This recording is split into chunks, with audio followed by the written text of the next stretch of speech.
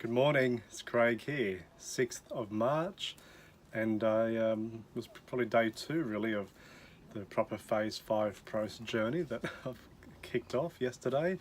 So finished 889 words yesterday, always numbers, and today 1157. I'm going over my limits. My micro scene limits were 222. I've got 321, 440, and 396. I'm going over by like about 25% of the word limit for those, which is not horrendous. That's totally fine. It's just what's required at this stage, and as we know, editing and all the rest will pare that back. I mean, the prose style is very rushed and slap happy at the moment, so that will all be adjusted later. But I guess the main consideration, just to feedback, is how good it feels to be putting the words on paper. It's a really interesting feeling waking up and thinking about writing and having a bit of sense of like, is this going to happen? And knowing that it will, like, being really excited for the moment, but still having that feeling of you've really got to you've got to perform, particularly because I'm not thinking about it like, oh, you've got a whole day to sit down and do a bit of writing here, go for a walk, do a bit of writing there. It's like you've got 1 hour, you've got to make it happen. And as I've been saying to myself the whole way through, if you miss a day, the novel won't get written. If you miss one day, obviously I took a week to allow things to resettle after phase 4 when I was doing travelling, but the main consideration there is that if it's just a regular day, a regular routine, and you miss a day, then I've just been telling myself, well, you're not dedicated to making the novel happen. It's either every day or not at all. And not only is it every day, but it's one particular hour from every day that is locked down as writing time. Get out those 665 plus words to make it happen, which is cool. I'm really looking forward to tomorrow again with that same sense of thrill. So I finished today's. I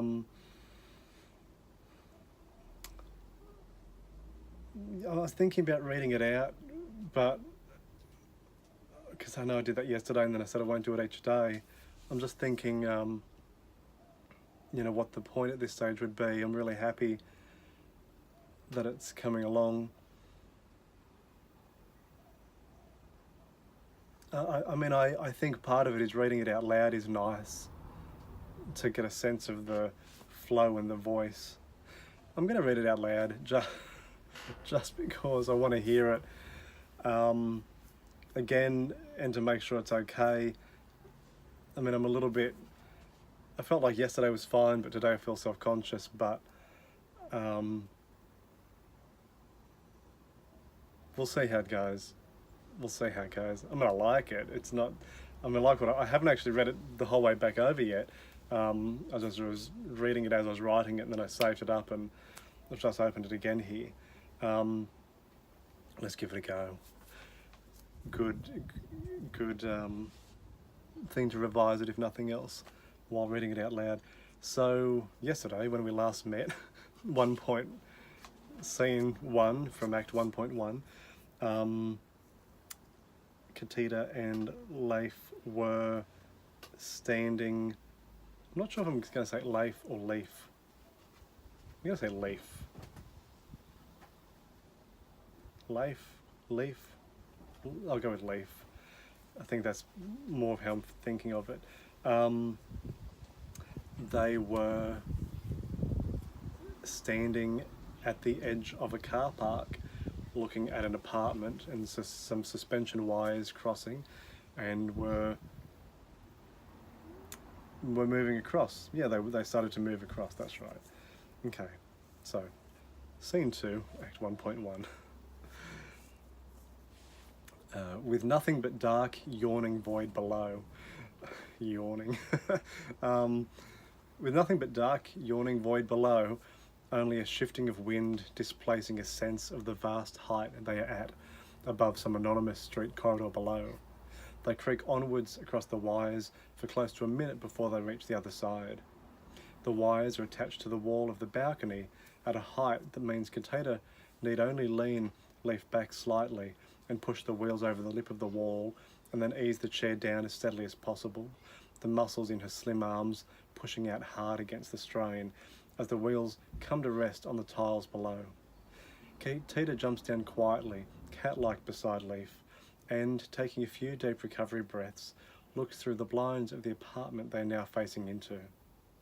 There are lights on inside, and the sound of cutlery, of plates moving around, being washed up at a sink perhaps. Footfalls reverberate softly across the floor to the tiles outside. Kateda figures it sounds like whoever's inside is walking on linoleum flooring. Maybe not so much walking, but shuffling. She squints her eyes and listens carefully, looking through the blinds on the glass windows that lead into the apartment, watching vague, hunched shadows appear big and then small as they navigate the setting. Kateda looks back out to the apartment surrounding this one, to the car park. She looks over the edge of the balcony into the void. There are traffic noises rising from somewhere far below, a train carriage perhaps. For a moment, she wonders if she is hearing a wash of traffic or whether it is instead the crashing of waves at the beach. There's only one way forward from here. Kateda opens the sliding glass doors of the apartment. She gets behind Leaf and says, "This time I'll let you be the one to introduce us to whoever is inside." Kateda pushes Leaf through the plastic blinds hanging across the doorway, the wheelchair awkwardly parting them as they then flap back and hit against Kateda as she twists her head to move them out of her face. Kateda was right, the flooring is linoleum inside, and across the linoleum, standing behind a waist-high kitchen bench, is a man in his 60s or 70s, holding a dishcloth, and his wife, perhaps a couple years older, passing him a plate. They are in their pyjamas, and they stare at Kateda and Leaf with a look of appalled disbelief. This lasts for all of 2 seconds before they both simultaneously put their hands to their chests and activate mecha suits that unfold from their pyjama tops like a slinky of metal sheeting that spirals around their bodies with flawless precision, wrapping them up in a shiny exoskeleton of fierce tank-like armour. The lady hits a button on the kitchen bench top that activates 2 heavy metal doors to slam closed from the ceiling, one door covering the back exit out to the balcony and the other closing off any chance of getting out the front door of the apartment that sits to the right of the kitchen area. Showing no signs of hesitation, the man, now wrapped up in his mech suit, charges towards Kateda. He executes a big wind-up punch, swinging his thick armoured fist towards Kateda. She deftly jumps to the side and removes her sword from where it hangs on the back of her top. It is a peculiar sword. From a distance you might consider it a finely crafted samurai sword, but up close it looks more like a drain pipe has been aggressively compressed and maybe even burned into a sharp fold that looks perhaps even more intimidating given its brutalist structure. Kateda hacks the sword into the side of the old man's robotic neck, bringing him to a momentary halt. But as Kateda goes to take a second swing at the man, she realises her sword is lodged deep in the exoskeleton. It's completely stuck in there. She turns as she hears the other mech now charging across the linoleum towards her. She turns side on, getting ready to jam her right heel into the oncoming attacker. When, what on earth, a massive blast suddenly erupts throughout the apartment. The mech is thrown back hard against the wall of the kitchen, destroying cupboards and crockery as it presses a mech-shaped hole into the area. Kateda turns to see Leaf, blindfold on, strafing his hand cannon now towards the second mech to fire another round. With pinpoint accuracy, Leaf unloads another blast at the mech with Kateda's sword wedged in. The aftershock of the weapon kickback sends Leaf rolling backwards hard into the metal door, blocking the exit to the balcony. Kateda grabs the handle of the sword as the old man's mech is launched into the back of the kitchen beside his partner, the sword having deftly released itself from the exoskeleton in one fluid motion as the mech rushed on past. "Good timing," Kateda says to Leaf. "Flawless." She runs behind Leaf and starts to push his wheelchair forwards. "What's going on?" Leaf said. "Why am I sitting down anyway? Where am I?" He goes to stand up and immediately collapses on the floor. Katita throws her head towards the ceiling in a gesture of severe impatience, but when she looks back towards him, she has a sad sympathy in her eyes that muddies what she must be actually thinking. Meanwhile, the Met couple are removing themselves from the cavity they've made in the kitchen walls, and they start to lumber forwards. Katita helps Leif back into the wheelchair, adjusting and reattaching the pacemaker that has fallen off his chest. He slumps back into the chair, as if unconscious again. His body jerks with slight tremors, but his head just hangs down again, as though his previous actions were all a bizarre illusion. Katita spins his wheelchair around so he's facing the balcony. She places his fingers firm around the hand cannon and raises it up to face the metal door of the balcony. Standing on the back of the wheelchair now, with one hand holding her sword outstretched, she uses her other hand to squeeze Leif's forearm, activating his hand grip to pull on the trigger of the gun, the blast sending the wheelchair flying backwards towards the quickly approaching mechs. Katita steadies herself on the back of the chair, facing the mechs, as she swings her sword in a broad arc hard into both of their chests, given the rocket-fire momentum of the chair, knocking the mechs into the metal door beside the kitchen as the mechs and Katita and Leif hit into it all at once, pushing it out of its frame as they all collapse in a cloud of torn plasterboard and gun smoke and noise onto the carpet of the hallway outside. What's really nice, feels nice about, I guess, reading that back and having written it this morning, is just giving form to the ideas. Like, I've had that scene in mind for 2 months now about what I wanted to try and play out.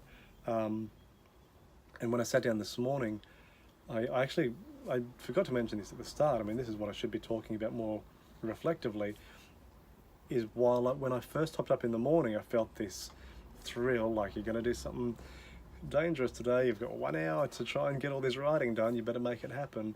When I actually came to sit down, I'd been up, I went to the gym, I did all those things, and then I sat down to write, and I thought, oh man, I don't really know how I'm going to do this. I've been thinking about this scene for so long, and so what I did, and what always seems to work, is I just did some image research, and I looked up the outside of an apartment, the inside of an apartment, until I got exactly the sort of room structure that I had in mind.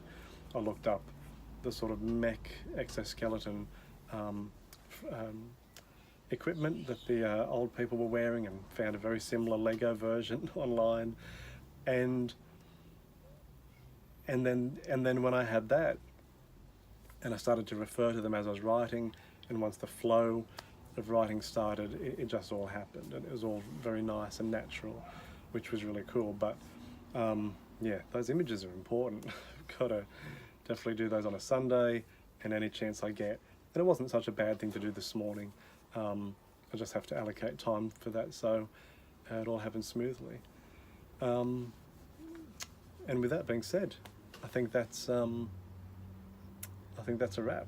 So thank you for listening. I'll be back with scene 3 from Act 1.1 tomorrow.